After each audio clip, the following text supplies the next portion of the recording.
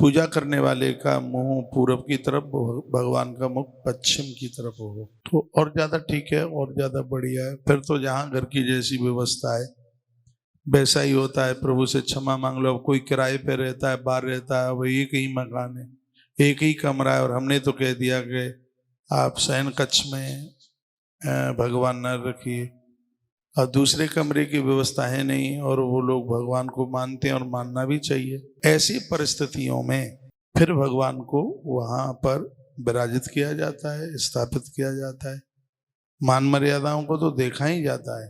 फिर वहां इतनी दिक्कत है तो वहां भगवान को, हाँ एक बात है, जहां सीढ़ियों पर चढ़ते हैं वो छोटी सी कोठरी रह जाती है, संतों ने भी उसका विरोध किया है। वहां भगवान को मत बैठाइए, गोदाम में भगवान को मत बैठाइए, और रसोई में भी भगवान को मत बैठाइए, रसोई में भी मत बैठाइए।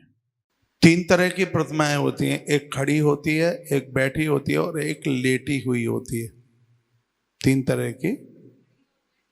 तरह की प्रतिमाएं। अब सुन लीजिए, जो आपके घर में जो खड़ी हुई प्रतिमाएं और लेटी हुई प्रतिमाएं और बैठी हुई प्रतिमाएं, इनका अंतर है। जो खड़ी हुई प्रतिमाएं, ऐसी प्रतिमाएं घर में दुश्मनों का वार नहीं होने देती, दुश्मन का वार नहीं होगा। बैठी हुई प्रतिमा है वो कर्जा नहीं बढ़ने देती, और लेटी हुई प्रतिमा है वो रोगों को नहीं बढ़ने देती। भगवान शेषशायी जो भगवान है, वो लेटी हुई प्रतिमाएं लोग रखते हैं, रोग निवारण करती हैं लेटी हुई प्रतिमाएं। लेटे हुए हनुमान जी रोगों को घुसने नहीं देंगे। जो बैठी हुई प्रतिमा है वो ऋण नहीं बढ़ने देती, कर्जा नहीं बढ़ने देती, और जो खड़ी हुई प्रतिमा है वो दुश्मन को नहीं बढ़ने देती आगे। तीनों तरह की जो प्रतिमाएं अति वंदनीय है, बहुत पूजनीय है, और मुझे विश्वास है कि बातें आपकी जरूर समझ में आ रही होगी। ग्रंथ में तीनों प्रतिमाओं का वर्णन किया है। खड़ी हुई प्रतिमाएं हमें दुश्मन से बचाती हैं, बैठी हुई प्रतिमाएं हमें ऋण मुक्ति से,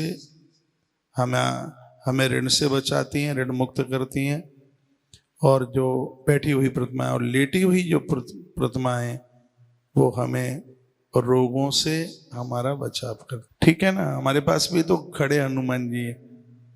हनुमान जी, हम खड़े हनुमान जी की पूजा करते हैं। कौन कहता है कि खड़े देवता ना पूजें? मंदिरों में तो प्राय खड़े ही होते हैं। किसी न किसी प्रकार से आप भगवान से जोड़ के रहिएगा, उसका आनंद लाभ तत्काल प्राप्त होता है, देरी नहीं होती।